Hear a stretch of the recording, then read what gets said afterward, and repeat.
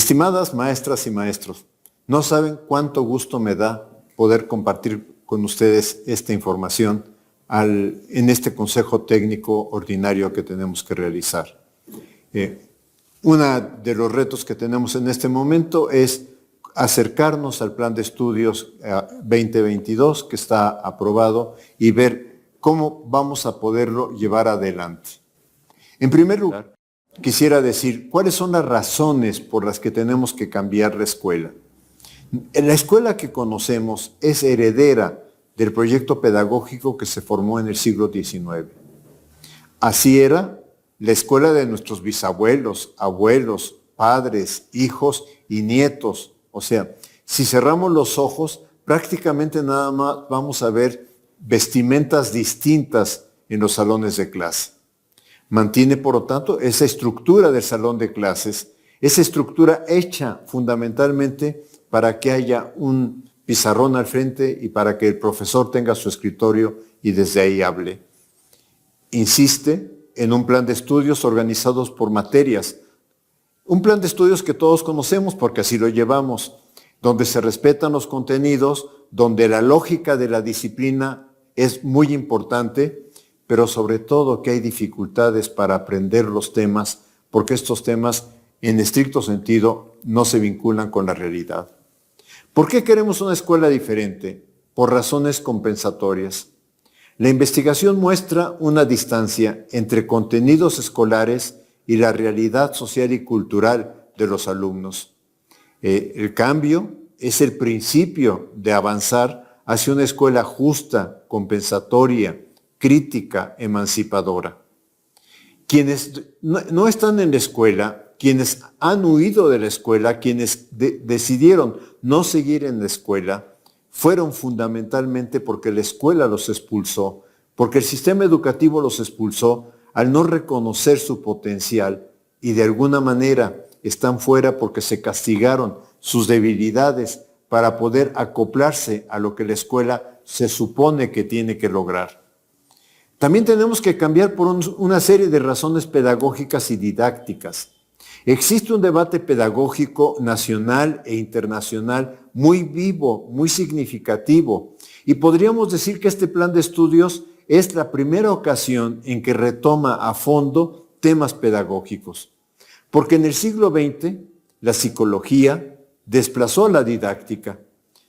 La psicología logró explicaciones sobre procesos de aprendizaje, y estos son importantes, pero se desplazó el entender cuáles son los procesos y cuáles son los procesos de formación que tiene que tener la escuela. También estamos buscando romper con las lógicas que siguieron otros cambios curriculares en donde se seguían las pautas que los organismos internacionales establecen a través de sus investigaciones. Pautas que tienen sus fundamentos, pero que reconozcamos son inadecuadas para el caso mexicano.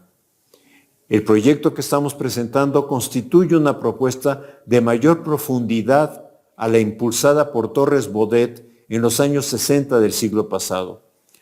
Todos reconocemos el plan de estudios de 11 años, el plan de estudios por áreas de conocimiento, no por materias, los libros de texto gratuito, el desayuno escolar. En todos estos temas, México en ese momento fue un referente en América Latina. Y de alguna manera, con este proyecto curricular, buscamos que vuelva a ser un referente. Y también porque necesitamos romper con el proyecto de formar para la unidad nacional, que supone que hay una mexicanidad y que al mismo tiempo desconoce, descalifica las diversas formas de ser mexicano, las diversas culturas que forman identidades mexicanas en un sentido amplio.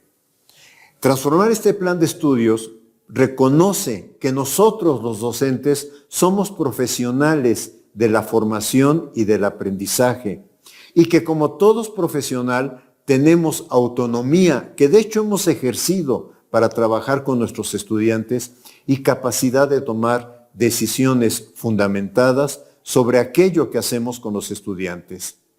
El plan de estudios instaura, y este es un elemento central, una vinculación escuela, comunidad, territorio. Reconoce que cada escuela es única, que no hay dos escuelas iguales, que cada escuela tiene sus circunstancias y sus procesos y sus problemas. En ese sentido, la escuela está en un contexto específico. Que la escuela requiere vincularse de otra manera con la comunidad para impulsar sus valores, para analizarlos críticamente en algún momento en que estos valores de la comunidad se contradigan lo que nosotros estamos buscando de una buena democracia, de un buen ciudadano. La escuela abierta a lo que es más allá de sus bardas, porque si bien las bardas fueron creadas para proteger a los niños, hoy también las bardas están hechas para cerrar que la realidad entre y también invada el trabajo de la escuela. Y estamos considerando que el Consejo Técnico es el responsable de la primera etapa del codiseño curricular. El plan de estudios está conformado, y ustedes seguramente ya lo han estudiado, en 4 campos formativos que están construidos desde la pluralidad de saberes y conocimientos de las distintas disciplinas. No los voy a leer porque ustedes los tienen ahí enfrente, y al mismo tiempo está armado con 7 ejes articuladores. Estos 7 ejes son rasgos humanos de formación ciudadana democrática. Lo único que pudiera yo expresar, que quizá en esta lámina no logro presentar en forma adecuada, es que si bien en los campos formativos hay que trabajar saberes que proceden de distintas disciplinas, no todos los ejes, inclusión, pensamiento crítico, interculturalidad crítica, igualdad de género, etcétera, no todos esos ejes hay que expresarlos en cada etapa, en cada proyecto que desarrollemos a partir del análisis del campo formativo. Necesitamos también transformar nuestro concepto de alumno y de alumna.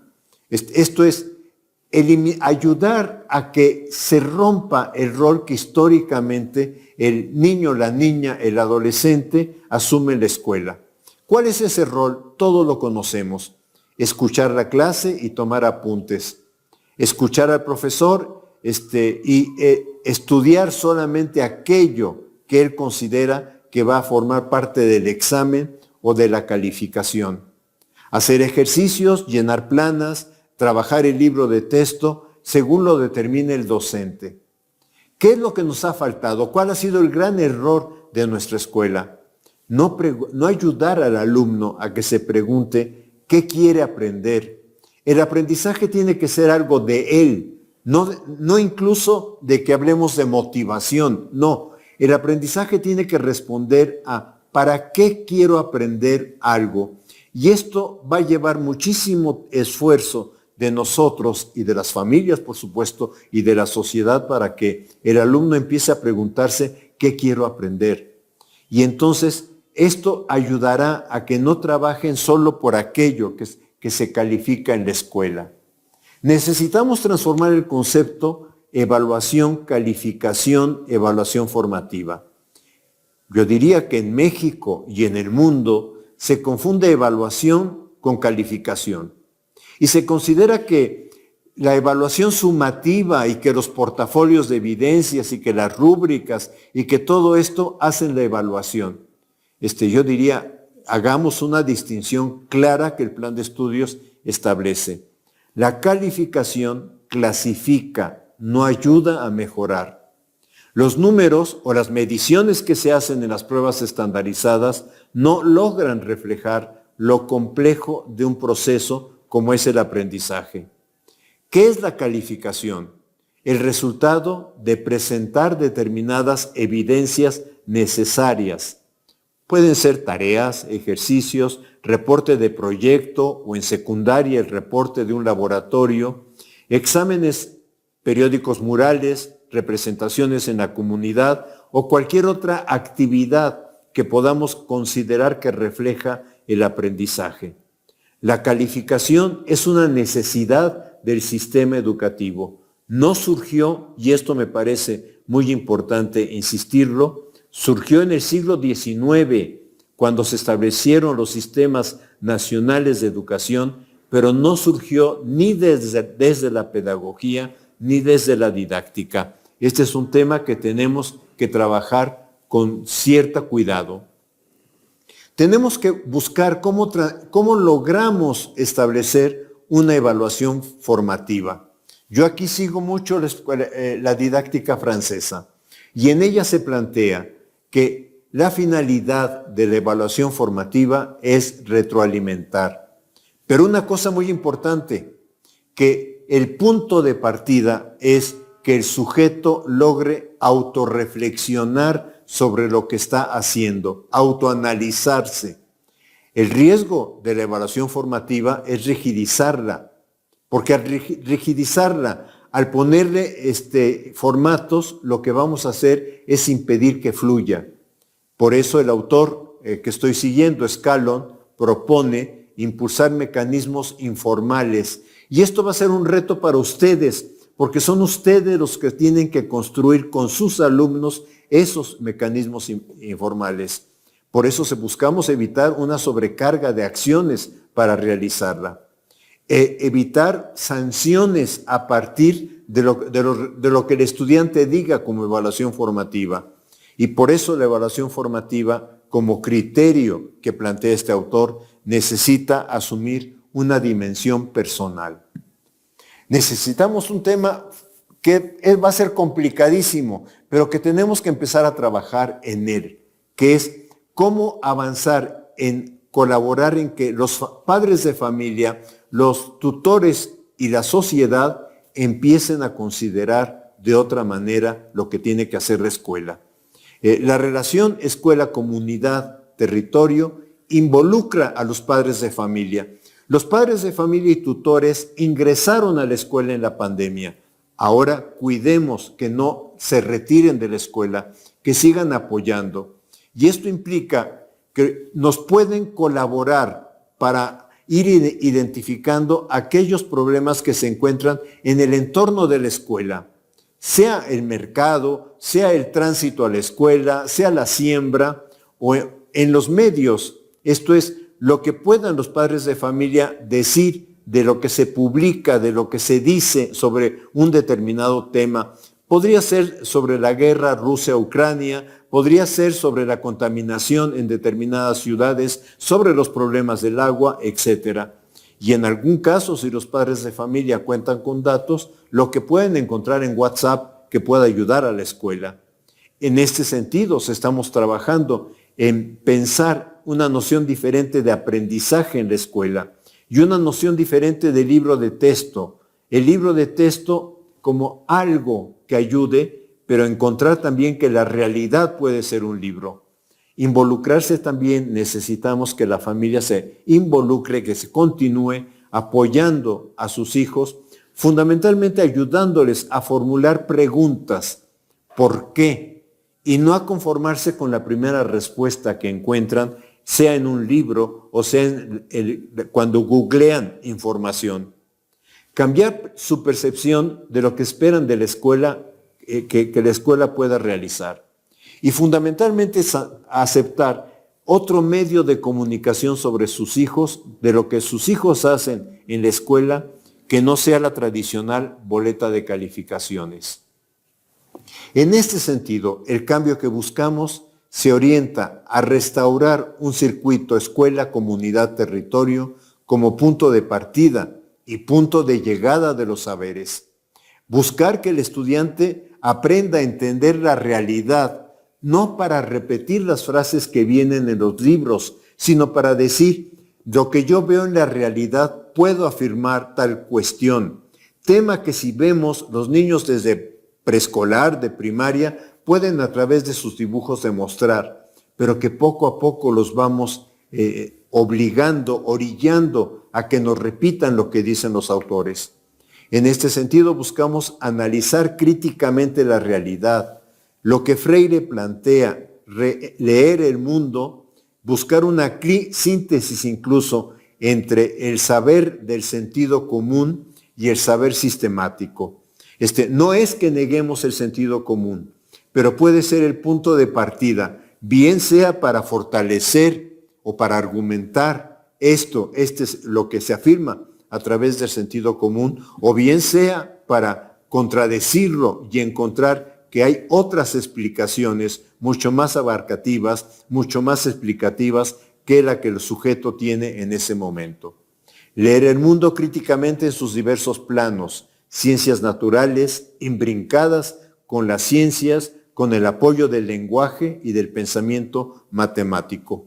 Esto nos ha llevado a reconstruir el currículo, buscando una graduación entre saberes y problemas, y pensando que cada docente, cada colectivo docente, tiene que repensar la forma como ha aprendido a trabajar con los estudiantes y tiene que repensar nuestra propia historia docente.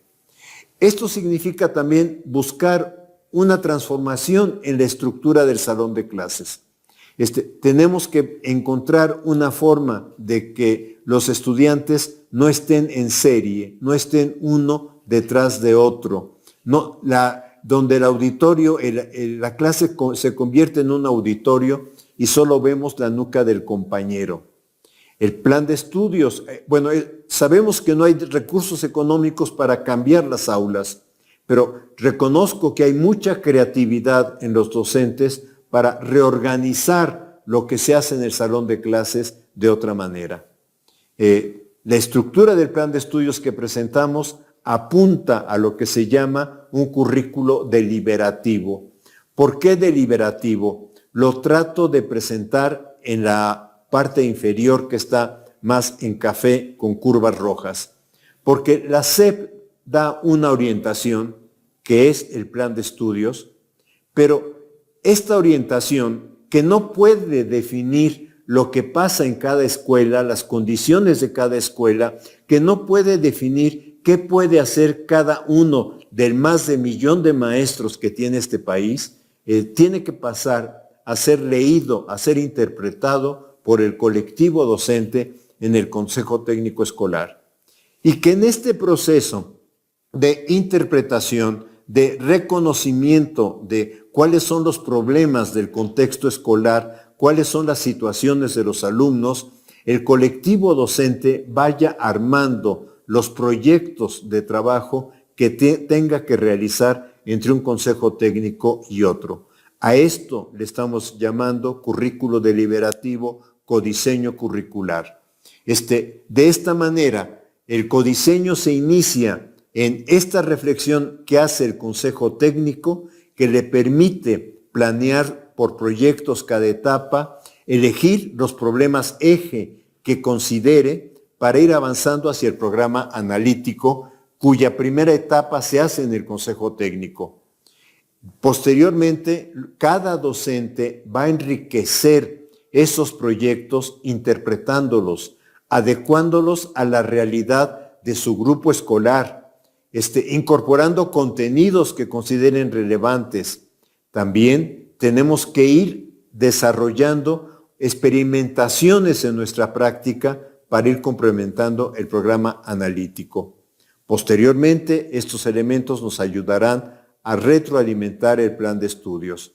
Entonces, el plan de estudios yo diría que está concebido como una dialéctica de arriba a abajo. La SEP hace la orientación, pero también esperamos con mucha, expectativa, esto que puede ser el currículo de abajo arriba, esto que ustedes pueden aportar diciendo estas partes curriculares tienen que completarse, tienen que construirse, tienen que reconstruirse de acuerdo a nuestra experiencia. En este sentido, yo diría que estamos armando un proyecto curricular abierto. En esta idea de reconocer el profesionalismo de los docentes, aparece también el concepto de autonomía profesional del docente. Quiero decir una cosa, cuando un cirujano entra a un quirófano, no encuentra una lista que diga, si usted va a hacer una cirugía del aparato digestivo, los pasos que tiene que seguir son estos. Pero si enfrente dice, si va a hacer la cirugía de corazón, los pasos a seguir son estos. El cirujano tiene autonomía para tomar decisiones y esto es lo que queremos reconocer en el trabajo colectivo del Consejo Técnico Escolar, en la academia de docentes o en lo que realicen los docentes, para que puedan analizar y discutir los temas que consideren fundamentales del plan de estudios, para que puedan discutir también cuál es el contexto de su comunidad donde está la escuela y qué retos tiene que afrontar, porque no necesariamente todo lo que rodea la escuela, hablemos de alcoholismo, hablemos de drogas, hablemos de otro tipo de situaciones de la escuela los tiene que asumir, al contrario, tiene que afrontarlos y ayudar a los estudiantes a que vean cómo no son valores que vale la pena desarrollar en una formación democrática y discutir el programa sintético. En este programa colectivo del Consejo Técnico se inicia el codiseño curricular, que es la primera etapa del programa analítico. Esto es, el Consejo Técnico selecciona en sus discusiones los temas relevantes que afectan a la comunidad y analiza cómo los puede vincular con el programa sintético. Y de ahí elige o sugiere algunos proyectos viables a realizar entre un consejo técnico y el siguiente. En su caso también puede reordenar los contenidos e incluso estamos pensando que puede integrar otros contenidos que emerjan del contexto donde está la escuela al programa sintético. Muy claramente lo entendemos con las comunidades que tienen una lengua originaria, pero no solamente se circunscribe a estas situaciones. El Consejo Técnico posteriormente, en un siguiente consejo, tendrá que analizar, valorar lo que se pudo realizar, los problemas y dificultades del trabajo que enfrentaron y de alguna manera proyectar el trabajo para el siguiente Consejo Técnico. Ya con estos elementos, el docente requiere completar el codiseño curricular en función de las condiciones de su grupo escolar. En este sentido, pensamos, al docente le corresponde hacer la planeación de su secuencia didáctica e integrar en esta secuencia algunas ideas para la evaluación formativa y lo que estoy denominando aquí los entregables para la calificación. Este es un intento de diagramar lo que estamos pensando en este momento para la tercera fase, que como ustedes saben es primero y segundo de primaria. Es, por una parte, en la parte inferior de este arbolito se encuentran algunos problemas, no los problemas, en esto quiero enfatizar, algunos problemas que nosotros estamos pensando como ejemplificación de lo que puede tomar como base el trabajo que van a hacer ustedes en el Consejo Técnico, que puede ser de la familia, de salud y alimentación, de violencia o paz, el cambio climático, el agua, la violencia, los derechos, pero insisto, son ejemplos, no son los problemas, y en esto sí quisiera ser enfático. Y tenemos tres grandes ámbitos disciplinares en los que hay que avanzar, que son los lenguajes, y en este caso es lectoescritura, donde tenemos que iniciar, que puede ser en lengua originaria o en lengua de señas o en lengua o en el español, obviamente. Un acercamiento a la cultura, por eso se coloca aquí familia, pero en realidad la cultura primera que tiene el alumno es aquella que lo rodea, es lo que está en torno de su escuela. Hay algún autor que dice, es que a veces buscamos hacer visitas a 5 kilómetros, a 10 kilómetros, a 20 kilómetros de la escuela y ni siquiera se conoce qué es lo que está rodeando la escuela. Y eso son las formas de ropa, las formas de vestimenta, las artesanías, etc. Y en última rubro aquí también es artes visuales, que son danza, música, teatro. Esto es, buscamos que el estudiante, y claramente se abre en este tema, entienda que los artes visuales son una forma del lenguaje, son una expresión del lenguaje, sea estética, de pintura, de música y de bailar. Lo que intenta, lo que rodea el árbol es como ir diciendo, tenemos que ir construyendo el proyecto de trabajo, articulando estos saberes, articulándolo de alguna manera en que vayamos avanzando en torno a ellos. Aquí está un ejemplo también ejemplo, no es la definición del programa sintético de saberes y pensamiento científico. Aquí se ve con más claridad en el tronco del árbol pensamiento matemático y pensamiento científico. Vemos un ámbito de temas, cuerpo humano, salud, alimentación, animales y plantas. Vemos los problemas. Aquí quedó un poquito más claro, por ejemplo, en pensamiento matemático para el primero y segundo de primaria, ordenar, series, conteos, operaciones básicas, figura geométrica, etc. O sea, pero son ejemplificaciones de lo que de alguna forma tienen que construir. Como todo ejemplo, como todo intento de diagramar, tiene sus limitaciones. Esta es una propuesta de un modelo dinámico de planeación didáctica. Por una parte tenemos la planeación, problemas contextuales, los saberes que tienen los alumnos y los saberes sobre los cuales tendríamos que trabajar, los procesos de grado creciente de complejidad, y por otra parte lo que intento de alguna manera trabajar es que se planea simultáneamente secuencia didáctica, espacios de evaluación formativa y entregables para calificar.